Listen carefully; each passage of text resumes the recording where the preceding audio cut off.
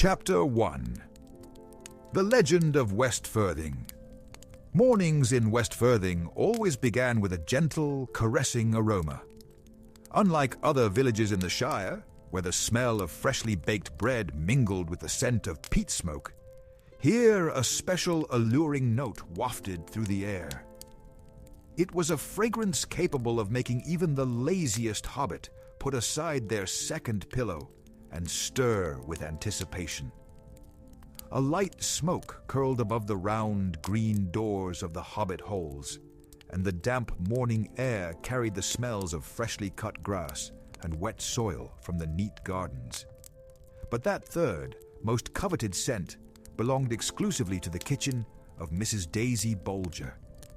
It was rich, spicy, slightly honeyed, and always promised something magical.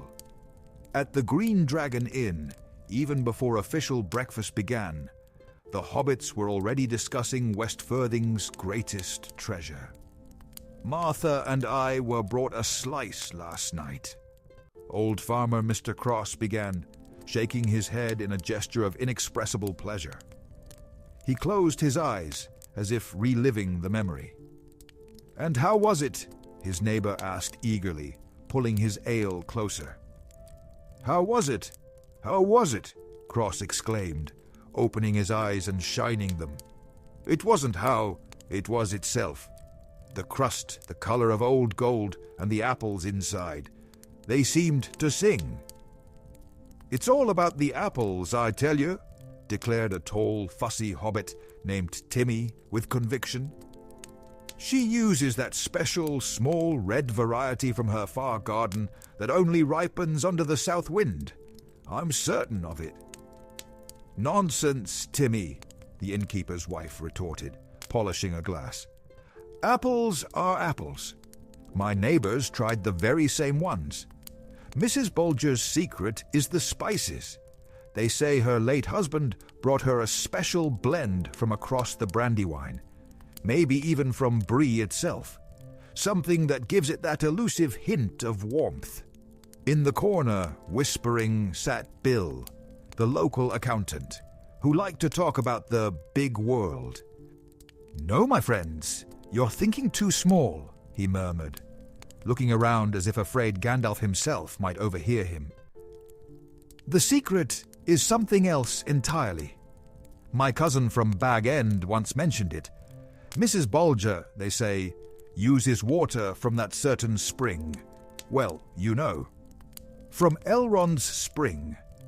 They say that water is pure as an elven enchantment, and makes the pastry so velvety that it melts the moment it touches your tongue. These rumors of apples, spices, and even magic from beyond the Shire had been the subject of gossip in West Firthing for years, and anyone who tasted Mrs. Bolger's famous apple pie was ready to swear that there was indeed something more to it than just flour and fruit. Young Rosie Gamgee, whose cheeks usually flushed from shyness or running quickly, today burned with excitement. She stood in the doorway of her home, her hands nervously clutching her apron. She was only 17, and she lived a dream: to become the best hostess, the most skilled cook in all the Shire. And there was no one who inspired her more than Mrs. Bolger. "Did you understand everything, Rosie?" her mother asked, adjusting a clean bonnet on her head. Rosie nodded, but couldn't find her voice. Her father, Sam Gamgee, the great gardener, looked at her with pride. "Listen carefully, Rosie. Mrs. Bolger needs help in the kitchen with her orders, and she chose you herself. This isn't just a job, dear. It's an honor. It's like being invited by the elves to water their garden. Do you understand?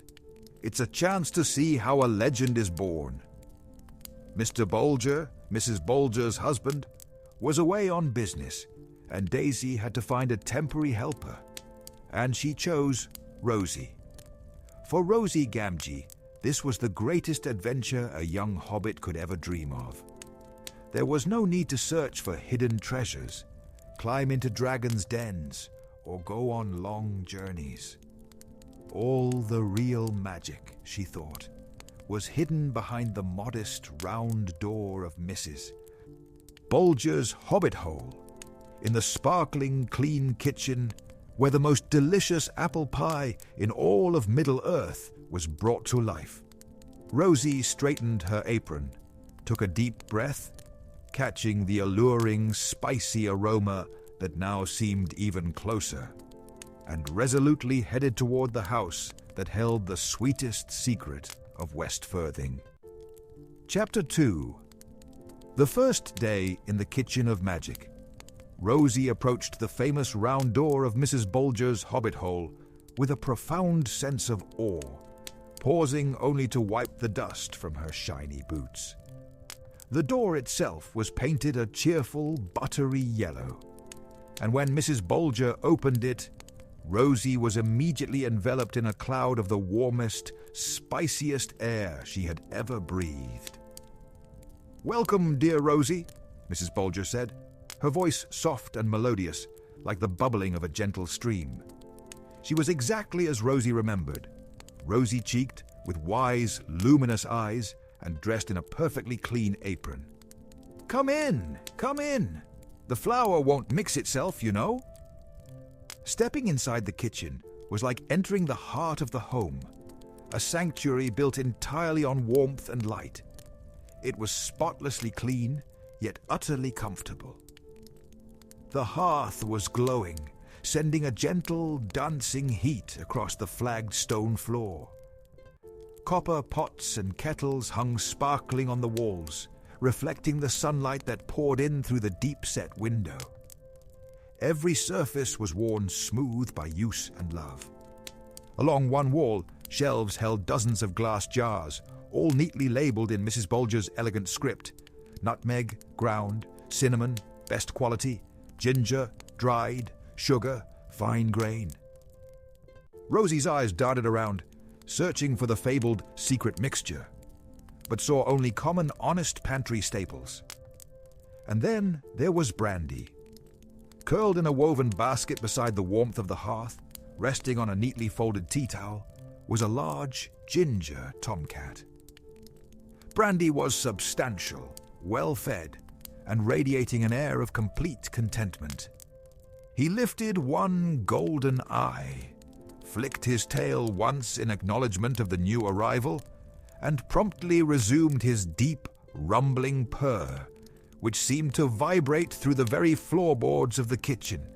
Brandy was not just a pet. He was an essential fixture, the quiet, purring heart of the room's cozy atmosphere. "Now, Rosie, my dear," Mrs. Bolger began, her hands already dusting flour from a large wooden bowl. "You can start by washing and coring those lovely apples we picked yesterday. Don't rush. Every apple deserves individual attention." Rosie worked diligently, but her real focus was on Mrs. Bolger. This was the moment of revelation. She watched with the reverence of a student observing a master painter. Mrs. Bolger moved not quickly, but with immense purpose. Her movements were an elegant, years-long dance. She poured the ordinary white milling flour from a plain sack. She measured the fresh yellow butter from the Took farm. Without a second glance at the scales, her hands knowing the weight precisely. She added water, just tap water, Rosie noted with a pang of disappointment. There was no glowing, ethereal liquid from Elrond's spring. The true secret seemed impossibly elusive. Rosie strained her eyes, watching Mrs. Bolger mix the ingredients for the pastry. She kneaded the dough, folding it, pressing it, never overworking it, until it was perfectly smooth and pliable. As she worked, she began to hum. It wasn't a recognized tune, but a quiet, ancient-sounding melody that seemed to be about the earth and the rain. Rosie watched as Mrs. Bolger gently patted the dough, covered it with a cloth, and then, before picking up the rolling pin, She ran her fingertips over the smooth, worn wood of the pin itself, almost like a caress. Surely, Rosie thought, the secret must be hidden in the apple's filling. But again, disappointment. Mrs. Bolger added just a pinch of cinnamon, a little sugar, and a bit of grated lemon zest, all common. Lovely things. No exotic spices, no secret potion. As the morning wore on, Rosie realized that every ingredient was ordinary, yet every action was extraordinary. It was the rhythm, the deliberate care, the soft humming over the rising dough.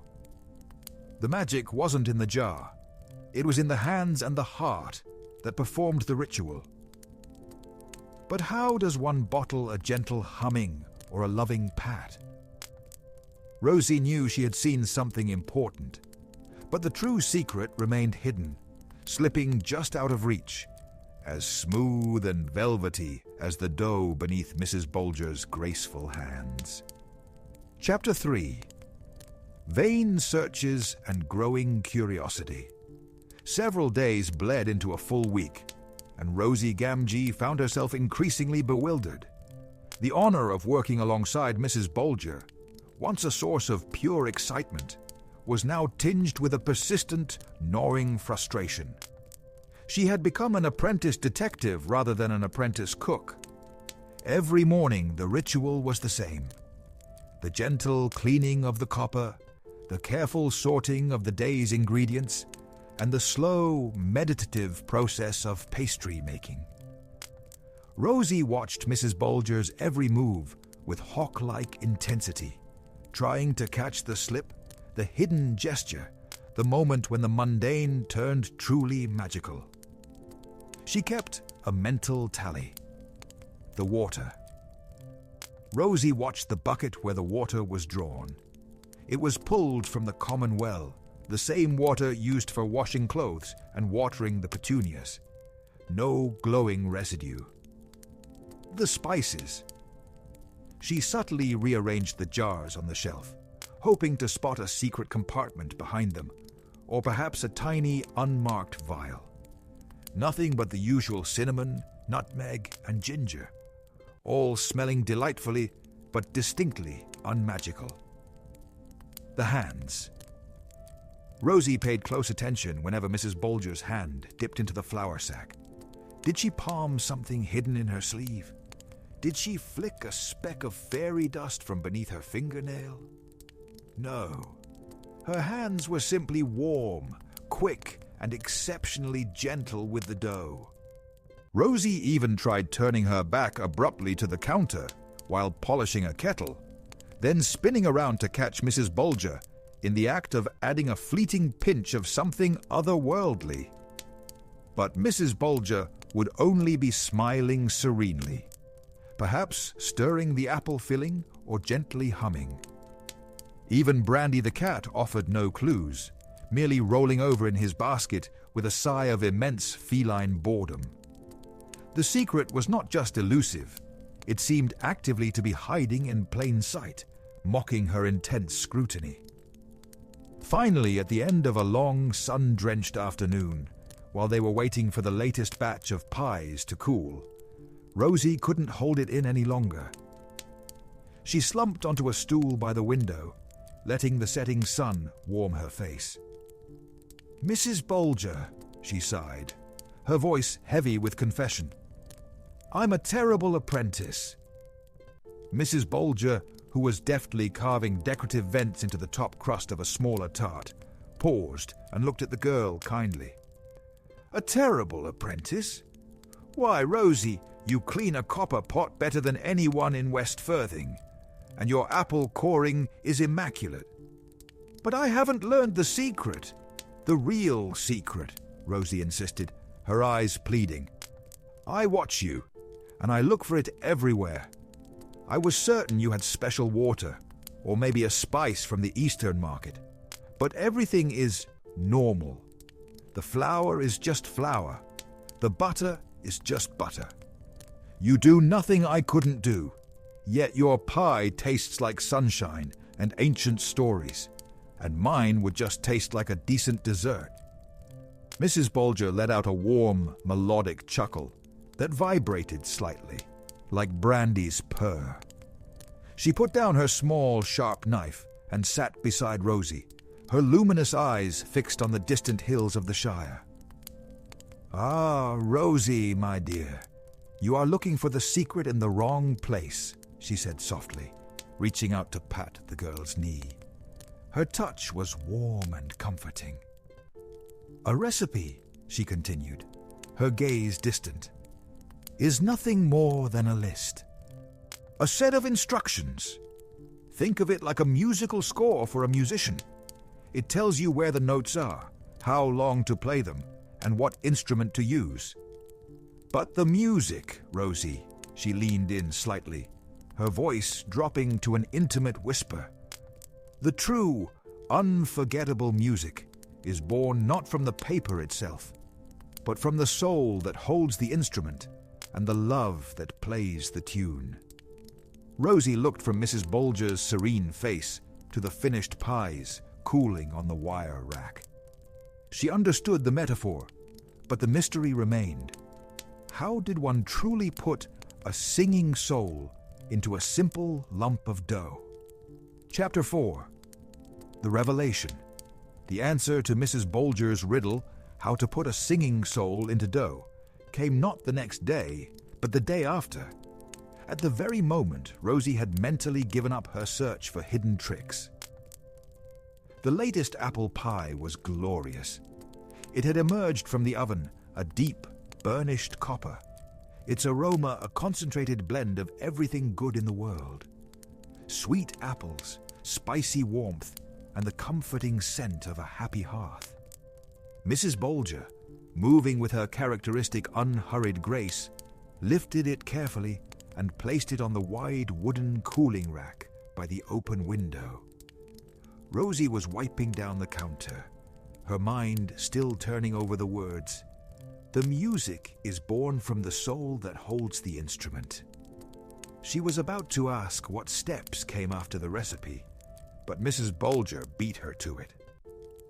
Mrs. Bolger moved to a tall, narrow cupboard, one Rosie had always assumed was filled with spare linens, and pulled out a tiny antique wooden box.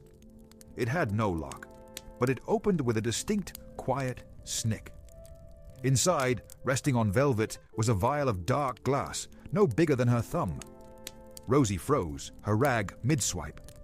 "Mrs. Bolger, what is that?" Mrs. Bolger smiled, a secret, knowing smile that crinkled the corners of her luminous eyes. "Ah, Rosie, you were so busy looking for the magic in the recipe, you never thought to look for the magic after." She uncorked the vial with meticulous care. Inside was a liquid that caught the light, gleaming with a viscous amber hue. It wasn't sparkling or overtly enchanted, but it felt precious and ancient. "This is the first of my little secrets," Mrs. Bolger whispered. "I call it sun honey. I gather it myself, every spring, from the very first blossoms that push through the last snow, when the cold retreats and the hope of summer returns. It holds the memory of the sun, the promise of new beginnings, and the sheer joy of living after a long winter." She held the vial over the hot, cooling pie and tilted it. A single, perfect golden drop detached itself and landed softly on the crust, melting immediately into the surface. The aroma intensified, gaining a high, bright, almost dizzying note of pure sweetness. "Just a taste," Mrs. Bolger murmured, corking the vial and returning it to its box. "A memory of light." Then came the second and far more profound revelation. Mrs. Bolger walked over to the armchair by the window, where the last rays of the afternoon sun spilled across the stone floor. She settled herself comfortably, watching the cooling pie, and began to sing. It was not a song Rosie knew. It was wordless, or perhaps sung in a language older than the Shire itself. A soft, repetitive melody that sounded like the rustle of willow leaves and the gentle murmur of the water. It was a song of the earth, a quiet ballad about the roots digging deep, the rain bringing life, the sun warming the fruits, and the enduring, sheltering warmth of the hobbit hole. Mrs. Bolger wasn't just humming. She was actively channeling her memories, her long-held domestic contentment, and her deepest wishes for the health and happiness of those who would eat the pie. Rosie could sense the silent words: be well, be fed, be safe, be loved. The atmosphere in the kitchen changed palpably. The air grew thicker, heavier, not with humidity, but with a tangible, enveloping wave of kindness. Rosie wasn't just hearing the song. She was feeling its intended effect. The copper pots seemed to shine a little brighter. Brandy the cat, who had been lazily stretched out, slowly lifted his substantial head, his golden eyes wide, listening intently to the ancient cadence. For a moment, Rosie saw the cooling pie not as baked dough, but as a small, silent heart, beating with the care being poured into it. The song faded as softly as it began, leaving behind a silence that was rich and warm. Mrs. Bolger smiled across the sunlit room at Rosie, the mystery finally laid bare. Chapter 5. Resolution, the Revelation. The rich, warm silence hung in the kitchen. It was no longer a domestic quiet, but a profound, resonant stillness left behind by the ancient melody. Mrs. Bolger slowly turned from the window, her wise eyes resting on the astonished Rosie. The girl stood motionless, her cleaning rag forgotten, her face a mixture of wonder and dawning realization. "Well," Mrs. Bolger said, her voice now resuming its cheerful, everyday tone, yet still carrying a trace of the song's low hum. "There you have it, Rosie. That is the whole of the secret, my dear." Rosie found her voice, a small, breathless sound. The sun honey, and the song. But I don't understand how they make it taste like that if the ingredients are the same." "Because they are not ingredients at all," Mrs. Bolger explained, picking up a clean tea towel and meticulously folding it. "They are memories and wishes. The honey," she continued, "is merely a physical memory of the light that follows the darkness. It is hope, bottled. It is a tiny, precious reminder of spring's joy. We give the pie a taste of that memory." She walked closer, her expression gentle and intensely earnest, putting a warm hand lightly on the girl's shoulder. "And the song, Rosie, the song is the love. That is the heart of it." Mrs. Bolger smiled sadly, then quickly brightened again. "You can bake a pie by the most precise recipe, a perfect list, as we discussed. But if your soul isn't singing, if your hands don't speak kindly to the dough, if your mind is filled with worry or haste, the pie will be merely a well-baked lump of flour and fruit. It will be correct, but it won't be true." She squeezed Rosie's shoulder. "But when you pour your heart into it, when you remember every root and every drop of rain and every hour of sun that went into those apples, and you genuinely wish well to every hobbit who takes a bite, that, my dear, is when the very real magic happens." Rosie looked at the pie, still radiating warmth on the rack. She no longer saw it as a riddle or a desert. She saw the time, the care, the patience, and the profound, boundless love of Mrs. Bolger woven into its every fold. The secret wasn't a commodity to be stolen or sold. It was an intention to be generously given.